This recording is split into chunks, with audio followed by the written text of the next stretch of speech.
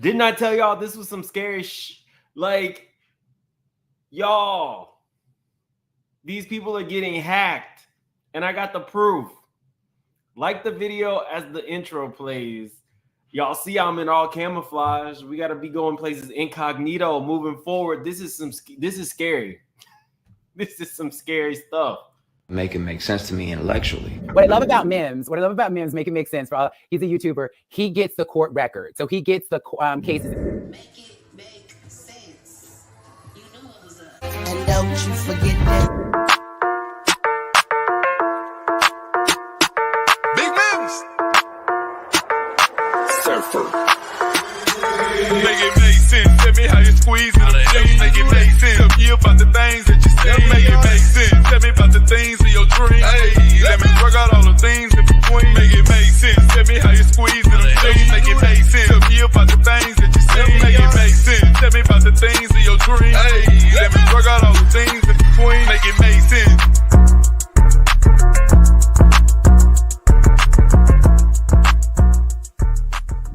You go black, you're gonna need a wheelchair.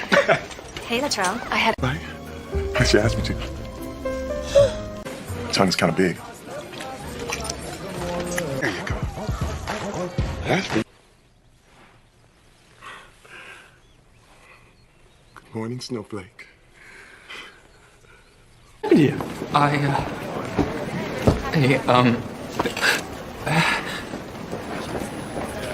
I fell?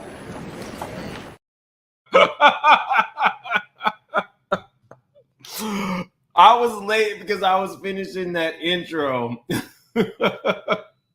Who's doing the song on my intro? You probably know them. It's The Uncut. There's a major blog out there. Polo is his name. He's rapping on the intro. He has a big blog. Check him out. In fact, we're about to do a story from him real quick while we're getting, because it is Friday. I had a drink, and let's get to it. We're about to use one of his clips. Y'all tell me if you think, a bride can wear what she wants, but are we taking it too far? This was her dress.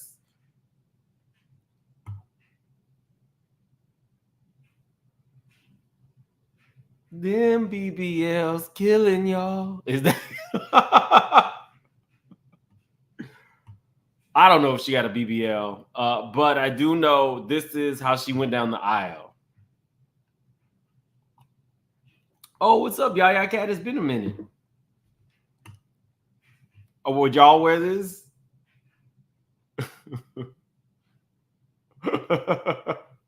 Yaya Cat was here at the very, very beginning of my channel. Shout out to you. So y'all wearing this or not? She got to make sure that he's only looking at her, none of the bridesmaids, none of the other guests.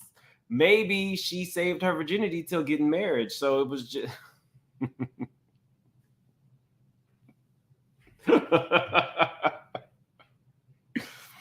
Sometimes people just want a moment, like what we saw on the intro with the girl doing the sexy red at the graduation.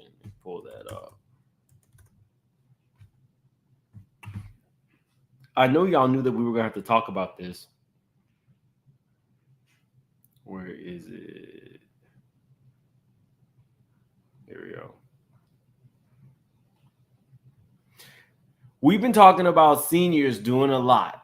Seniors wanting to be extra. For me, I didn't like this. I didn't think it was funny. I didn't. What do you do with this?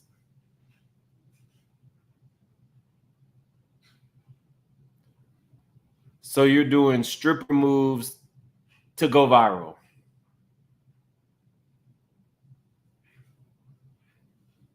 And then she did more, like, I don't get it. Not the wedding would have been over. Y'all, I don't get it.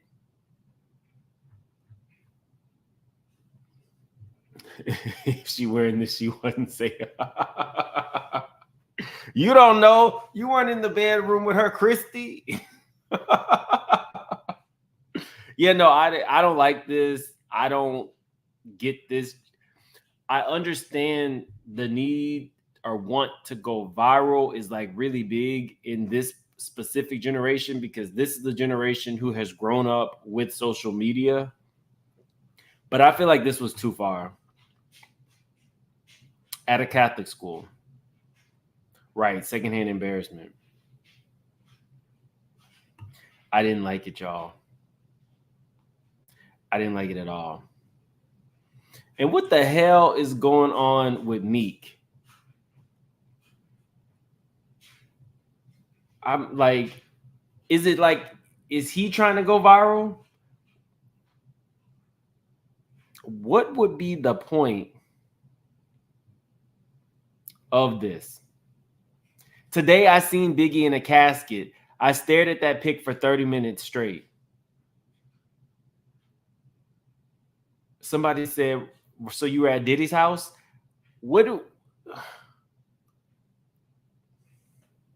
Is he trying to say that, now he's rethinking Diddy? Is that what it is? Now you rethinking everything? And shout out to Gospel of the City for picking up on this. What are we... Meek is spiraling. Okay. So y'all, what type of post is that?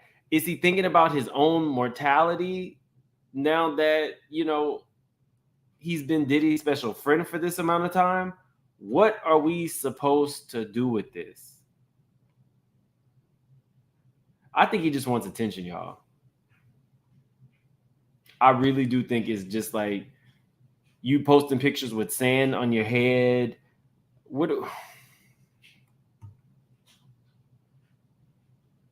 I don't know what we're supposed to do with it.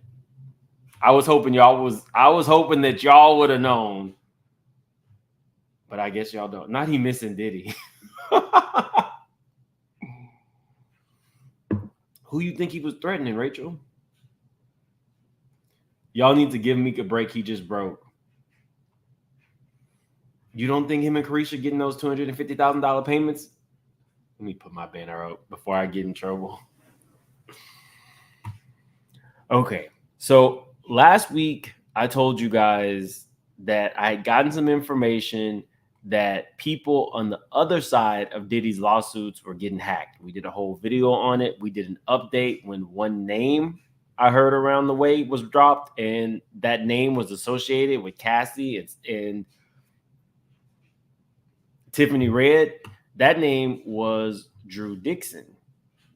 But now, guys, I got proof that Little Rod, or at least Little Rod and Tyrone, were hacked. Y'all know I'm nosy. I didn't expect to get it this quick, y'all. And it says, like, where is it? I have it up, but okay, here we go. It said, this firm represents Rodney Jones in the above referenced case. I am writing this letter to inform the court that due to unexpected events detailed in the May 22nd, 2024 and May 23rd, 2024 letters emailed to Chambers, this writer had to deal with serious obstacles over the last week that I did not anticipate. Now, those are not public record, so I couldn't pull up those emails for you guys. But he goes on to say, in addition to my devices, I learned that several of my clients, including the plaintiff, were also impacted.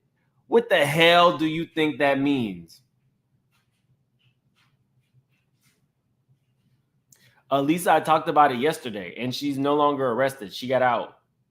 But I definitely talked about that yesterday. No, I heard that Jaguar was released, but oh man, I closed out the Dallas court, but we can figure that out before. But I heard that she was released already. Or bailed out, I should say. Y'all, people were telling me, no, you don't know. I had a lot of comments. How can you be for sure? Who are your sources? He did not use the word hack, but what does this mean? In addition to my devices, I learned that several of my clients, including the plaintiff, who is Little Rod, were also impacted.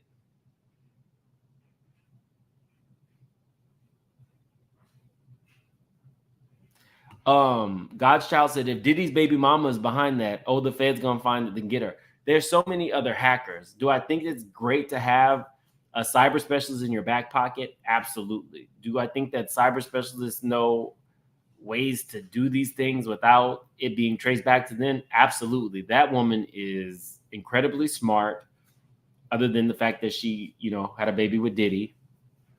But guys, I did not realize. I'd heard that it was multiple people on the other side, but I thought it was like, I didn't think that it was actually Little Rod. Do you know how impactful that is if Little Rod was hacked? Little Rod would be the one that you would want to hack, because Little Rod is the one that has recordings, audio, and video. Remember, in his initial complaint, he said that he had audio and video recordings to back up the things that he said.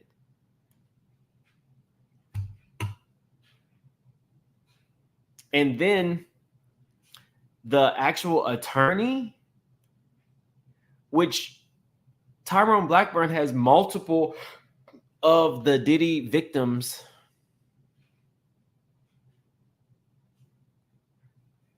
communications back and forth, attorney-client privilege. Are y'all smelling what I'm smelling?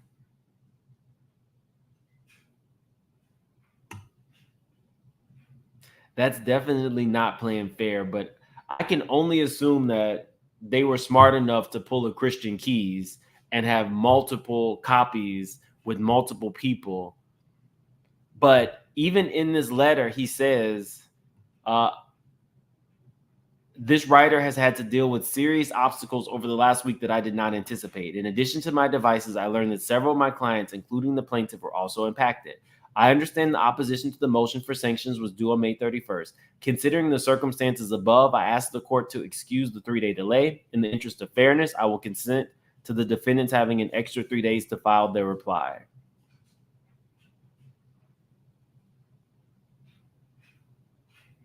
And you guys, I did show you, I was like, it is strange to me why Little Rod's Instagram all of a sudden went blank.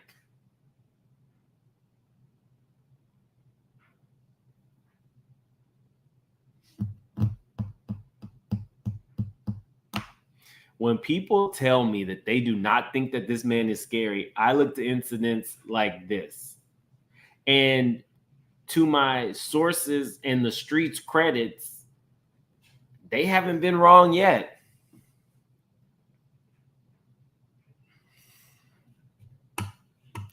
It is horrible to have gone through these types of situations and now have to deal with the opposition potentially knowing which way you're going to be trying to fight the case and what all of your evidence is.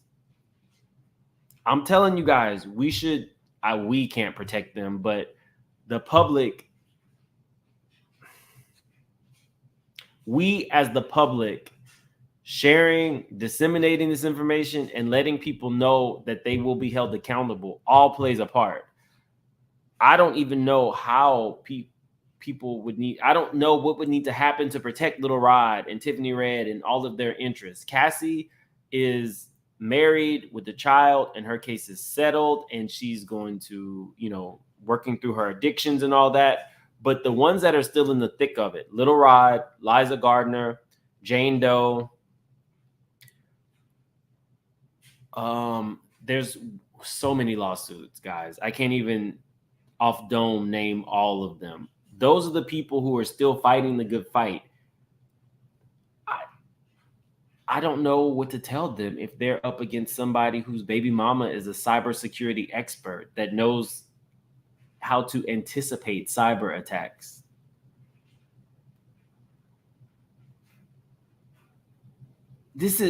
I don't think people understand just how scary that is. A cyber attack can mean so many different things. They can get into your files. They can get into your bank accounts. They can get into your social medias. They can get into your family's social medias. They can get into your attorney's files.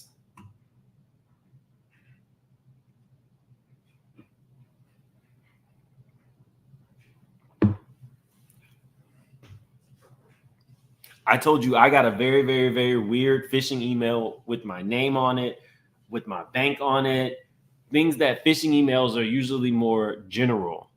This had my information, and I'm just like, I talked about it in the members only live, and I'm at a place now where I'm going to talk about it. This is real life. I've had some very weird things happen to me, and I'm so far removed from all of this. He did not just say he was hacked. He said several of his clients were hacked. So we got Lil Rod, Tyrone Blackburn, Drew Dixon, and multiple other people who are suing Diddy's files were hacked. They definitely need to go to the feds with that.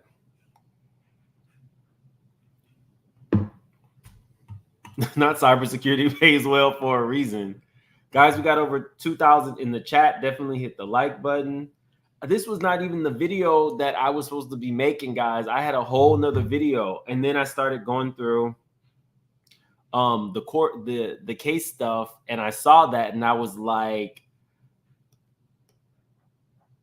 I don't need any more proof than that.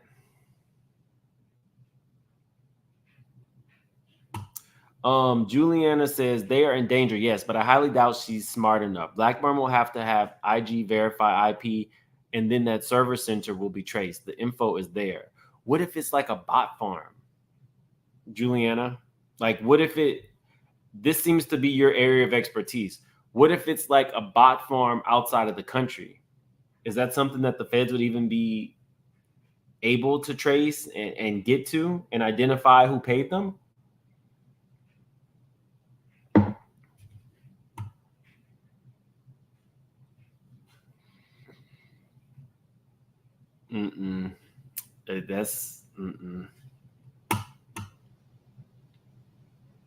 Let me see.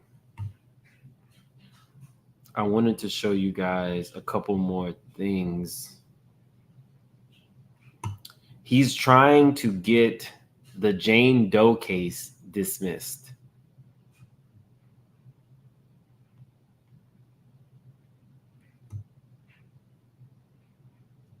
Let's see. Hold on.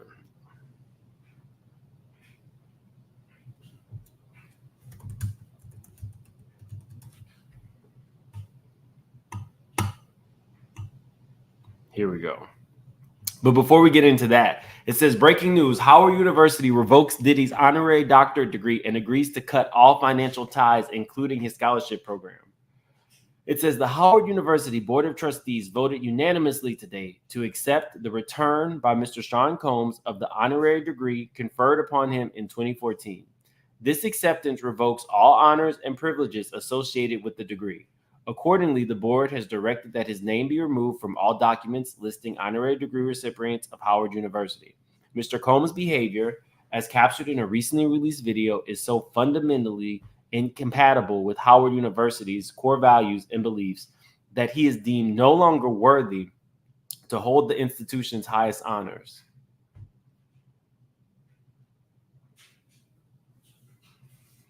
That says, in a statement, the university announced that Diddy's behavior towards Cassie, as witnessed on video footage, was the driving factor in the decision.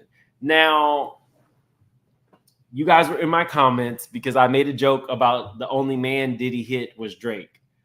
Shout out to everybody who commented and who DM'd me. Diddy has allegedly also hit J. Cole. We know for a fact he violently attacked his son's football coach at UCLA. And there was Shakir Stewart, who he left bloody, who later ended up no longer with us. I'm sorry, guys.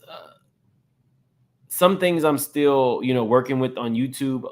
I got a couple of DMs about the video that I did where all of the people around Diddy who are no longer with us. So I was supposed to link it to yesterday's video. It's this one where Diddy's in black and white, and it says "Surviving Diddy, everyone around Diddy who has passed away." That video. Maybe I'll make that one the main video on my channel when you go to my channel, but that has the most extensive count of people who are no longer with us that were in Diddy's orbit, dating back to the early 90s. It's a lot of people who unalived themselves. We got people who jumped off or who flew off a cliff. We have people who mysteriously got sick. It's a lot of people, all in Diddy's orbit, the full breakdown. So it's Surviving Diddy, and it says death count. Check that out if you haven't, if you're newer to the channel. I will do my best to link it. I was tired after yesterday's live, and then I did my sister's live. Shout out to everybody who subscribed to my sister's channel. I really do appreciate that. She is now on the pathway to monetization. So thank you. I appreciate that. But yeah, I'm like, Howard, you knew. Well, let me say this. Howard knew what kind of man Diddy was, but Howard is a historically black college who technically they don't get the type of funding that they should. So giving back Diddy's funding before they actually saw the video, you know, I'll cut them some slack on that. But we all knew who and what Diddy has been for a very long time. Thank you, Maggie. What's her channel name? Reddit Lane. Thank you, guys. She was all excited. She sent me a screenshot of her number so far. So for any new YouTuber, it's tough, those first few videos, but you just have to go in, press for it, let that go, and just be yourself. Now, okay. I was not going to say the name, but people are saying, you know, the name in the chat. I had a lady come and let me know that Erica Kennedy was not the Erica in question yesterday. The Erica in question is an Asian lady named Erica who worked for Sean John. I don't want to per se give out names because I don't technically, you know, I don't want to re-victimize her. As Roger Bond said, she was also a victim of Diddy's domestic violence, allegedly.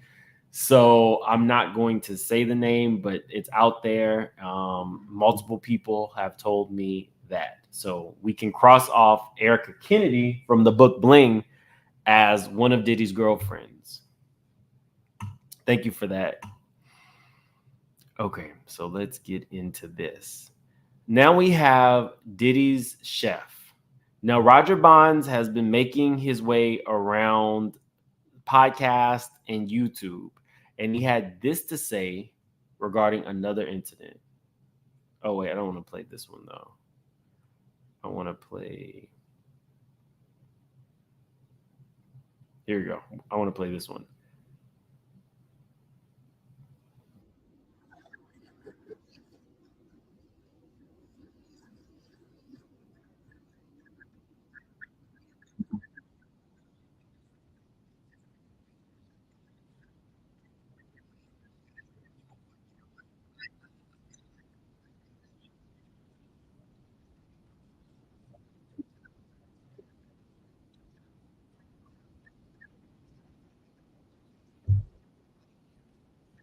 No sound. No sound. We're not doing that. Hold on 1 second. So let's stop the screen share. Thank you, guys. Here we go. Up and say, yo, Chef Joe, it was a Can y'all hear it now? assistant that he had named Jenna, and it was Chef Jordan. And I went to Chef Jordan and I confided in her that night. I said, man, puff up to this bullshit again. I said, yo, go check on Jen, because Jen was an assistant. So she was shook, she was shaking, she was this. So I don't want to get all into her business. So I tell her, hey, she a woman, yo, go talk to her. Well, I don't know why I told her to go talk to her, because when she went to talk to her, she did exactly what I said Cassie did. apology triggered so many different people going back to the DV because these people was able to see through it. And so many different people had asked me about a situation. I don't even know how people found out about this situation, but they had found out about a situation with a chef called Jordan, right? I call her, her name is Jordan Chaton, and she was Diddy personal chef from like 2007, I say to 2010. When I think back and I remember one day specifically, it was after he had put in some work with Cassie. I think it was. When he says after he had put in some work with Cassie, he means beat Cassie up. After he beat Cassie up, the whole room was shaking. The personal assistant was shaken up, like literally she was physically shaking after witnessing Diddy beat her. It's the fact that he says put in some work. The assistant that he had named Jenna, and it was Chef Jordan. And I went to Chef Jordan and I confided in her that night. I said, man, puff up to this bullshit again. I said, yo, go check on Jen because Jen was an assistant. So she was shook, she was shaking, she was this. So I don't want to get all into her business. So I tell her, hey, she a woman, yo, go talk to her. Well, I don't know why I told her to go talk to her, because when she went to talk to her, she did exactly what I said Cassie done. Apology. What he's saying is, in certain situations, he would talk to Cassie or talk to these people kind of like, not so much hush-hush, but like, hey, are you okay? Trying. And he's alleging that Cassie would go back and tell Puff, which would make his situation more difficult. So Cassie got beat up. The assistant witnessed it. The assistant was shaken up about it. He goes to the chef, Chef Jordan, and asks her to go and talk to the assistant as a woman and see if she's okay. The assistant goes back and tells Diddy, and this is what happens after that.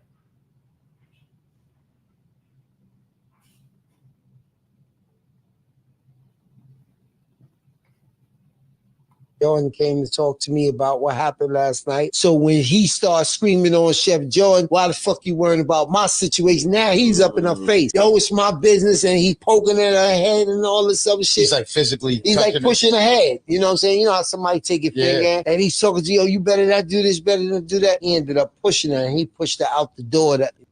So he is physically assaulting another female only because she went to console a woman who was shaken up because that woman saw you beating your girlfriend. You know what I'm saying? She fell on her ass and all that other shit. She went right back to Puff. I said, yo, Chef Jordan came to talk to me about what happened last night. So when he starts screaming on Chef Jordan, why the fuck you worrying about my situation? Now he's up in her face. Yo, it's my business, and he poking at her head and all this other shit. He's like physically. He's like pushing her head. You know what I'm saying? You know how somebody take your finger and he's talking to you, yo, you better not do this, better not do that. He ended up pushing her and he pushed her out the door. You know what I'm saying? She fell on her ass and all that other shit. So Chef Jordan then had this to say. She says, I have never commented on any of this publicly, and I'm still not in a place to fully address any of this. We are brainwashed in our community to believe in the notion of no snitching, like we are part of the mafia. So we endure violence and abuse. We then, in turn, become silent victims. Fear will keep you in some fucked up situations, which gives abusers an environment to thrive in. But since my name, image, and pieces of this time in my life are now public, what I will say is what the Roger Bonds is talking about on the Danza Project is two separate incidents. This has been extremely traumatic to relive. My thoughts and prayers continue to go out to Cassie and all of the domestic violence victims, survivors, and those that don't make it to see another day. I take this matter very seriously. The level of pain inflicted on so many people is as deep as the ocean. My heart breaks for the younger version of myself. I've built my career over the years on advising younger chefs on ways to protect themselves so they never end up in situations like me. I'm sorry that I don't have the courage. I'm sorry that I didn't have the courage to stand up for myself back then. She goes on to say, please read my caption in full. Read it a few times and understand that the pain inflicted on so many people is as deep as the ocean. My heart breaks for my younger self. These are just clips and not full details on these incidents. Everything I endured and witnessed was traumatizing during that time in my life. It's triggering to relive, and I have been experiencing extreme PTSD since Cassie came forward. Beyond this post, I am not in a space to comment further. Thank you for your concern and support. So she adds another piece to the puzzle. Guys, we got like almost 3,000 in the chat. Definitely hit the like button. If you've been following this channel for a while, you know that we have been, we don't even have 1,000 likes. Definitely hit that like button.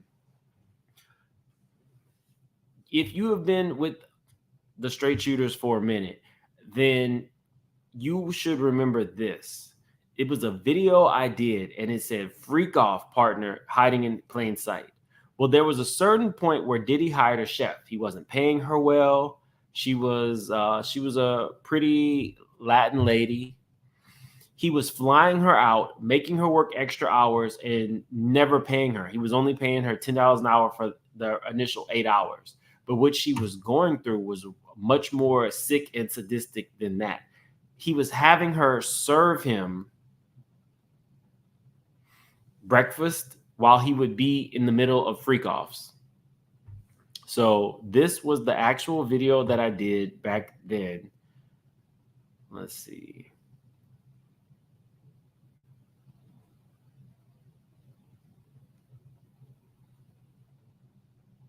Complaining too much about money and all of the sexual stuff going on. Let's get back to this, because we're going to go through more parts of this lawsuit, but I want to get to the person at hand first. So back to now we know why he had another chef now, because you had put your hands on that one. Back to this.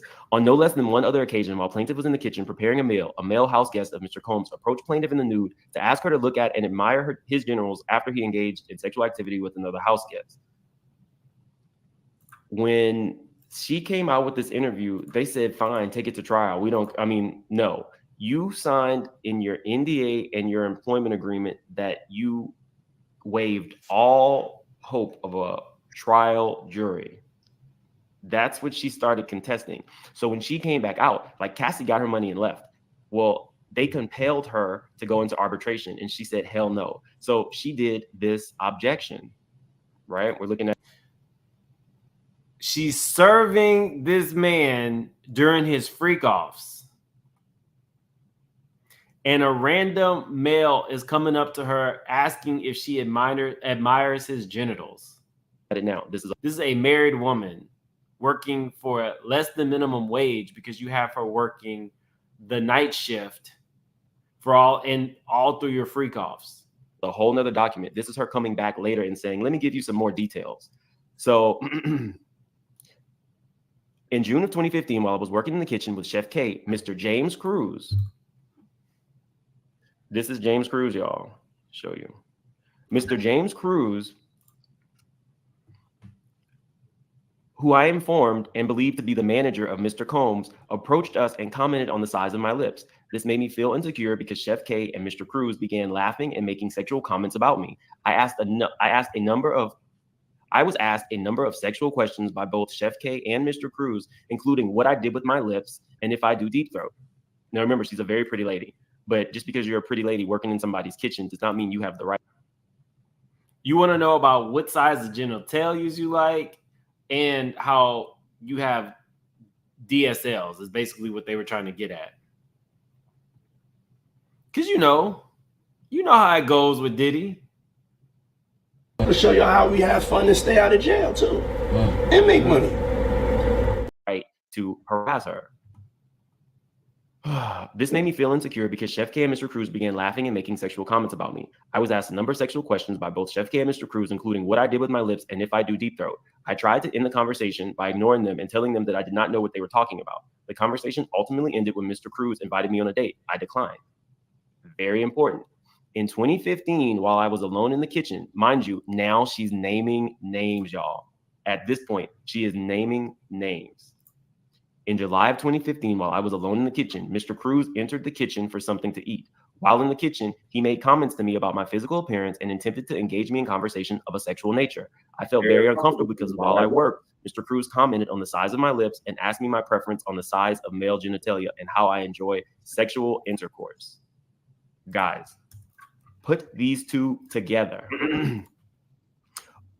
On no less than one other occasion, while plaintiff was in the kitchen preparing a meal, a male house guest of Mr. Combs approached plaintiff in the nude to ask her to look at and admire his balls after he had engaged in sexual activity with another house guest. So now we have names. Basically, that was when I figured out who one of Diddy's male freak-off partners were. But anyway, the point is, so you're putting your hands on one chef, and the next chef that you are having her serve you and Gina while y'all are engaging in freak-offs in hopes that she would join. That's the only thing I can think of, y'all. You're not gonna have. There's one type of prank that I don't like. There are some people who prank like the Jehovah's Witnesses or people from like Instacart or when Walmart delivers. They prank them by being naked, or they prank them by doing something sexual. So they open the door and they're doing something sexual. I don't like that. And anytime you're employed by somebody and they're putting you in those type of precarious situations, they are also trying to groom you to see what your response to it is. We, the straight shooters, we see this. If there's one thing that I can say that I am extremely glad and proud of as it relates to the channel, we talk about serious shit here. And for the most part, I feel like you guys open my eyes, these complaints open my eyes, and maybe sometimes I'm opening some of you guys. So when you are put in those type of situations, you know what it is from the jump. It is very hard to get over on a straight shooter because we see the forest for the trees. We see the shit coming. You are trying to groom this woman. The other woman is just asking the lady who just saw you beat up your girlfriend if she's okay, and you're beating her up. He probably groomed his assistant to say, if anybody ever says anything about me, you better come and you better tell me. And so that's why a lot of victims go and confide in their abusers, because they have been conditioned that way. It's not just people snitching. She was probably scared as hell. She then saw this man beat the hell out of this. Probably this assistant thinks Cassie's like a superstar. You put your hands on this beautiful superstar. What the hell would you do to me? It is all conditioning and grooming.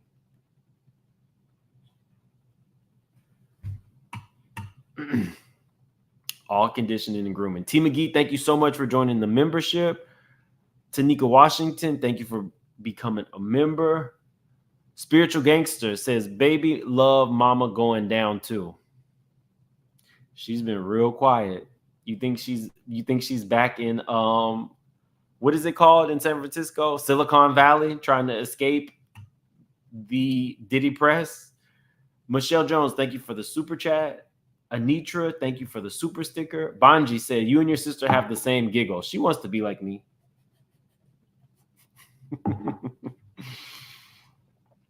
Juliana, too slow for the follow-up, but opening up more. Basically, if she has a broad context so that it might be dead end and it could be corruption via trap. Yeah, you went way over my head. You went way over my head. Now, accounting principles, procurement, something like that. Business supply chain, flow and management, maybe, but hacking above my head. Goddess Noel, when Howard took back Diddy's doctorate, I hope they took his units too. I swear he changes hairlines with outfits. You think Diddy got a man unit? Worry about yourself. Thank you so much for the super sticker. So I wanted to show you guys that complaint because now we have a pattern. You hire these female chefs, attractive women, to be around you at all times. You're not paying them what they're owed. You have physically assaulted one of them, and you have sexually violated the other, and people in your staff or your freak-off partners have also violated them.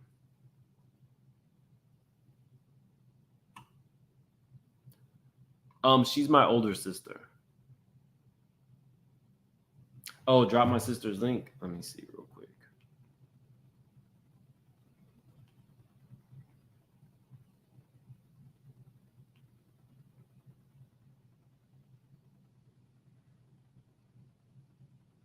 Oh, that's funny. I see somebody just subscribed to her. I think I really appreciate it. Starting YouTube is not easy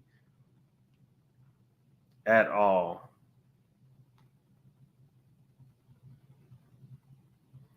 Okay, here we go. I am dropping her link right now in the chat. It has been dropped, and I'll also try to pin it. Man, it's making me.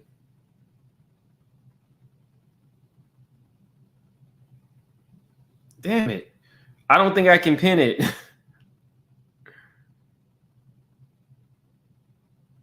Okay. I dropped it and I pinned it. So thank you guys for supporting her. I guess I'll keep her. Not kitchens or scandalous.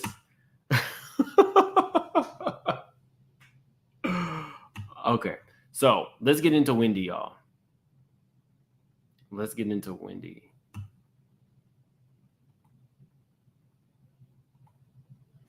If you are a Wendy fan like I am, you know that Wendy Williams had a best friend.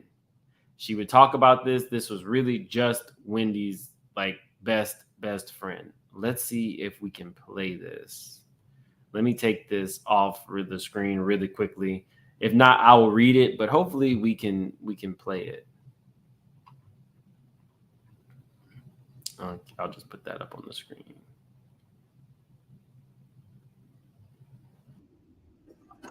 Oh, we'll take that music off. While that's playing, let me read some more of these super chats. Thanks for the super sticker, LS. She said you stay. Or LS said you stay on the job and crack me up too. Appreciate you. Thank you. And shout out to my sources because this source just happened to be absolutely right on the money. When I saw that Little Rod and Tyrone Blackburn have been hacked, the first thing I thought was my source got it right. Let's see if this is ready now. Okay, good. We can listen to some of it.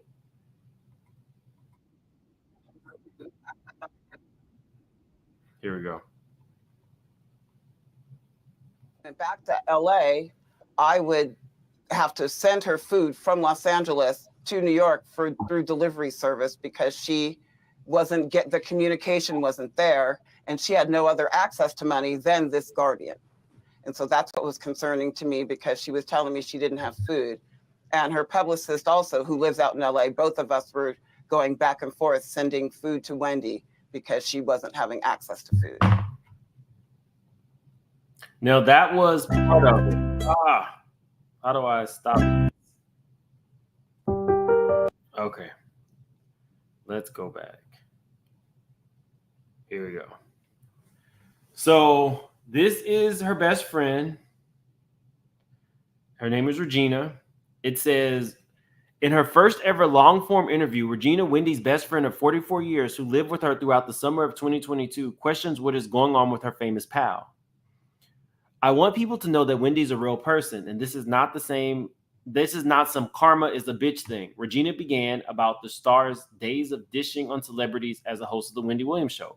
Talking is Wendy's life. Her whole claim to fame is talking. And I don't think she would be this quiet unless she was forced to be quiet, the star's decades-long friend alleged.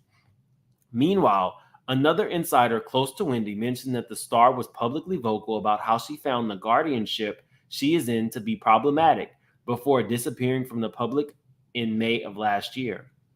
There is no way in hell that she would not have responded to that Lifetime documentary with all of her family members appearing on it, the insider chimed. Wendy would have had something to say about all that, without a doubt.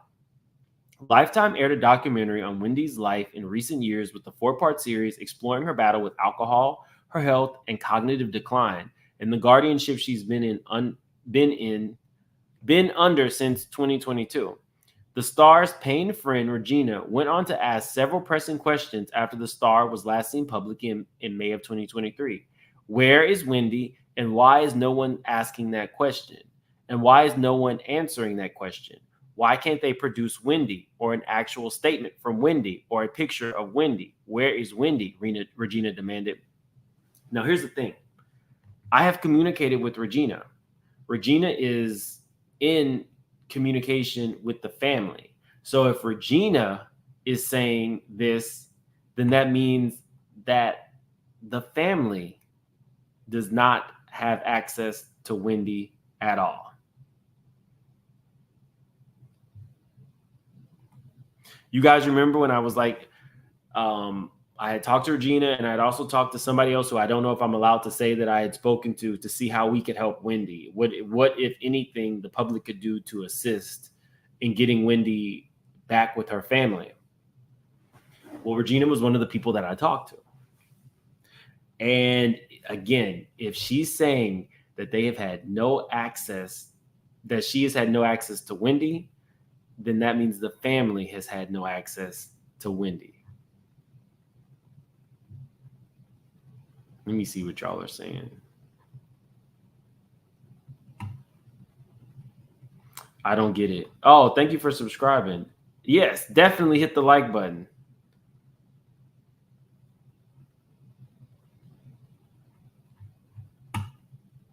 Lorraine says Wendy's son posted on his Instagram and on his Twitter that he didn't know where his mother was a few months ago. He did this. Oh, okay. Well, now Regina is coming out, Wendy's best friend, and she's setting the record straight. I haven't spoken to my friend, who I spoke to 5 times a day in over a year now. Regina explained that during the summer of 2022, as it became clear Wendy was losing her wildly popular daytime talk show while she battled a myriad of health issues, she was staying with the TV host at her penthouse apartment in New York City. We now know that apartment has since been sold. I stayed with Wendy on and off for that entire summer, from June of 2022 until August. I left and I went home briefly and came back in September. And then she came out to California in October, and I went back to New York in December. I spent the majority of the year with her, Regina claimed. Wendy's New York apartment was unceremoniously sold at a loss in recent months as Wendy remains somewhere receiving the care she requires, according to a statement released by her guardian, Sabrina Morrissey, via a public relations Slack in February of this year. Now, y'all, let's get deep with this one. Wendy's penthouse apartment sold at a loss. We need to see who the realtor was who sold that apartment and what, if any, connections that realtor has with Wendy's guardian. Because if that realtor is in any way connected to Wendy's guardian, that's bad business. If you go even deeper with it, Wendy and or Wendy's family, somebody should have said the price that they are willing to pay. Imagine if that realtor found any price or pulled a Mauricio Umansky and said, we can't sell it, and then bought it themselves and will revamp it a little bit and then sell it for a much larger price. I'm not saying that all realtors are like that, but I'm saying Wendy's place was basically seized. They left it vacant. So she was paying for that. It was vacant. And nobody seems to have any control or power other than this guardian. Who sells a New York penthouse for a loss after you didn't rent it out? You did not do this woman right. It was Wendy Williams' apartment. Do you know how many people would have paid top dollar to have that be an Airbnb instead of her losing that money for a year?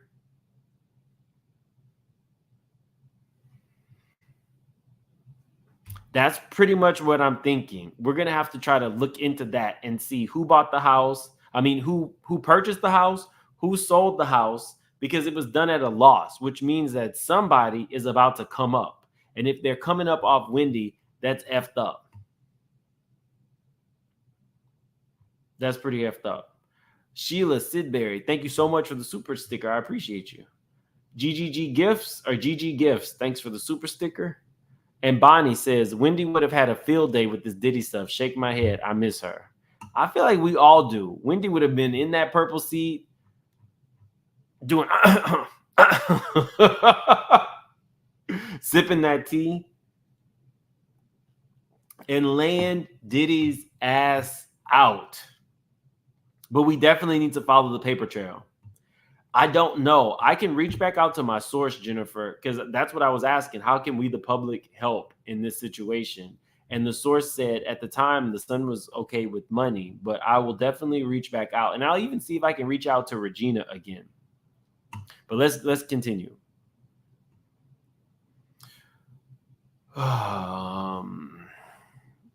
Wendy's New York apartment was unceremoniously sold at a loss in recent months as Wendy remains somewhere receiving the care she requires, according to a statement released by her guardian, Sabrina Morrissey, via a public relations flack in February of this year. Wendy's family went on a Lifetime docuseries, which aired in late February, and claimed in the series and in interviews in the aftermath of its airing that they did not know where the star is. Wendy's big sister Wanda told People at the time, the people who love her cannot see her. She added, I think the big question is, how the hell did we get here? Wendy's family claimed at the time that the only person who had unfettered access to the star or knew where she was her court-appointed guardian, Sabrina Morrissey. All I know is that Wendy and her team walked into the courtroom one way and they walked out, and the family is completely excluded. Regina echoed the sentiments of Wendy's family. I think she should be surrounded by family and friends and people who love and support her, instead of some stranger who has her who knows where. The 59-year-old's best friend also questioned how Wendy, who spoke to her numerous times a day, hasn't called her in over a year since vanishing from the spotlight. She's somewhere that she can't reach a phone because Wendy can always get to a phone. Because if she could get to a phone, she'd be calling me. We saw even when she was in a facility at the end of the docuseries, she was calling her big sister, or she was calling Wanda, I should say. Wendy's sister Wanda said during the docuseries and subsequent interviews that the star would occasionally call her, but that she wasn't able to call Wendy herself as she didn't have a number for her. Regina further wonders, what is the end game? How does this end when her money is gone? Where is she? It's got a sinister vibe to it. That's what gets me. There's something about it that just doesn't feel right. There's no sign of her beyond a statement that was made, which doesn't sound like her at all. And why hasn't a medical team come forward to talk about her dementia diagnosis? Regina briefly appeared on News Nation in the aftermath of the documentary about what she saw while living with Wendy in 2022, and she lashed out at The Guardian in the chat. When I was in New York and staying with Wendy in the summer, I noticed when she would call, she had no access to her money. So every time she had to do anything that she had to pay for, she had to go through The Guardian. Regina accused The Guardian, Sabrina, of taking hours to get Wendy food. She went on to explain that Wendy would order her breakfast early in the morning, Sabrina would take the order, but sometimes it wouldn't show up until several hours, so Wendy wouldn't have any food. It apparently got so bad, Regina took matters into her own hands, personally sent needed supplies to Wendy. When I went back to Los Angeles, I would have to send her food from Los Angeles to New York from a delivery service because she wasn't getting, the communication wasn't there. And strangely enough, we did see that Wendy was still able to get her alcohol, though. And she had no other access to money other than this guardian. We saw that Will was giving her money from side deals he was doing. Regina made similar claims about the guardian's alleged inability to provide Wendy with food in her interview with The Sun. The best friend claimed to have a Chewy account to order Wendy's cat's food, as she said the guardian was remiss in the food orders as well. Regina now wonders where the star's beloved cats, Chit Chat and My Way, even are.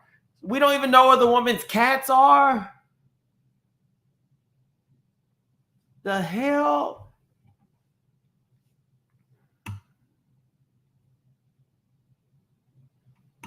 Let's see. Now, 2 years later, Wendy's family, including her brother Tommy and her sister Wanda and her niece, have claimed that they do not know where the star is and that they only know she is in a rehab facility, according to People. The family has alleged that they cannot call Wendy and that she can call them, and the only person who knows where she is her court-appointed attorney, Sabrina. I remember this part of the movie, or the documentary.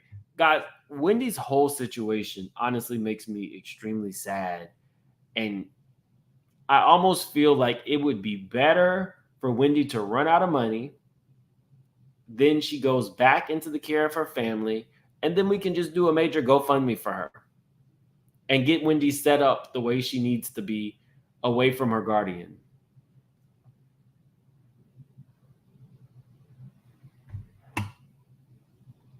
I feel like if Wendy goes broke, they're going to give her back to the family. And Wendy is so beloved, and we know that Wendy is probably going to be in the need of money. I think a GoFundMe would do very well for her, or somebody, a smart attorney could set up a trust and have all the money go there and have the care that she needs. Because I'm pretty sure people would donate for Wendy.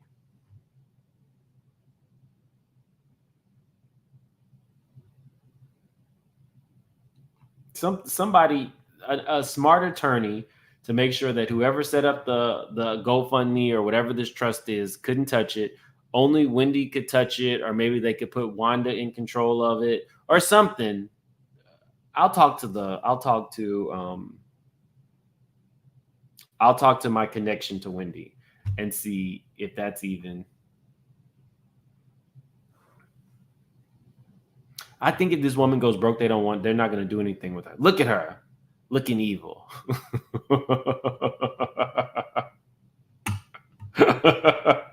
She just looks unhappy and constipated. I have some, y'all know when I write stuff down, that's when it's going to get done. So I need to reach out to Regina.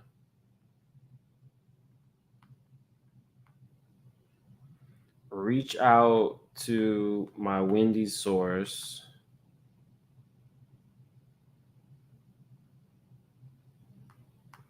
All right, it's on the list. And I haven't forgotten, one of the members wanted me to do a little bit more research into Fahim Muhammad, the bodyguard who allegedly covered up that Diddy shooting. Kimberly, thanks for the super chat. She said, I'm scared she may be institutionalized. So sad. When we looked at Wendy's documentary, I don't think anybody looked at it and felt like Wendy was well. Wendy is clearly still struggling, at the very least, with alcohol. She's struggling with alcohol, a decline in health. When you have somebody who has reached that level of celebrity, it's very hard to no longer be that, or be in the spotlight, or be in the boss, or be in, her marriage, even if it was a sham. All of the rug got swept under Wendy's feet within a matter of a few years. Her health, her mental, her alcoholism, her family was torn apart. Her mother passed away, and she's a broken person. But I do think that she would be in the loving care of her son, who is her whole heart, if she had an actual choice. If Wendy Williams is institutionalized, and even to a point where she can't even call her family, that would literally break my heart. Jessica Taylor's Mims, Mo Umansky bought it, and he and Kyle Richards split. So what they're talking about is Portia Williams, alleged married ex-dictator's son, had bought this $50 million mansion. Once they realized that the dictator had gotten it through ill-gotten means, the government seized it, and the money was supposed to go back to their poor African country. Well, everybody in the country is poor except for the dictator and his son, because he can buy $50 million houses. Is it New Guinea?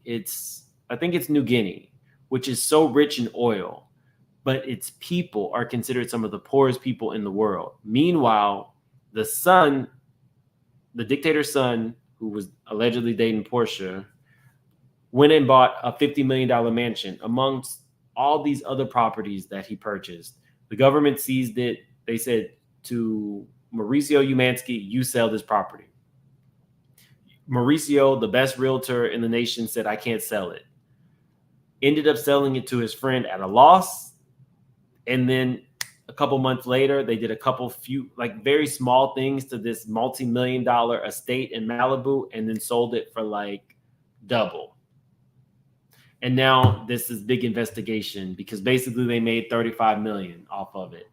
When I say that sometimes real estate agents might have a connection to people like this lady, who puts them in the right place in the right time. Oh, we can't sell it. We'll buy it off cheap. We'll sell it later. That's how rich people stay getting rich. But don't do it with Wendy, is basically what I'm saying. And I feel like we need to, let me put that in my notes. follow the money in the sale of Wendy's penthouse. We're going to get to the bottom of that. Anyway, thanks, Jessica. And Spiritual Gangster says, is it illegal her family not knowing if she's alive? I don't know. I don't know. Everybody that I've talked to says that those laws are real laws. The Guardian's not doing anything that is not legal. The problem is those laws have to be overturned. Because again, the one thing that I always said about Wendy's situation is if Wendy was broke, they would not be doing this. They're only doing this because there's a substantial amount of money. That's why they're doing this. If Wendy was any other person who might have had an addiction to alcohol and was kind of spiraling, they wouldn't be worried about freezing the accounts and putting them under a guardianship. This is all about money. They are all getting paid. So I'm going to follow the paper trail to see who bought Wendy's house, who sold it, and if there's any connections to this lady, the eternally constipated guardian. Anyway, guys, I'm going to see you guys. I hope you guys had a good time. I'll be back tomorrow to do my show that I was supposed to do because we got a whole lot more stuff to talk about Roger Bonds. You guys have a good night. And if you've also had a drink or two, please be careful. Bye, y'all.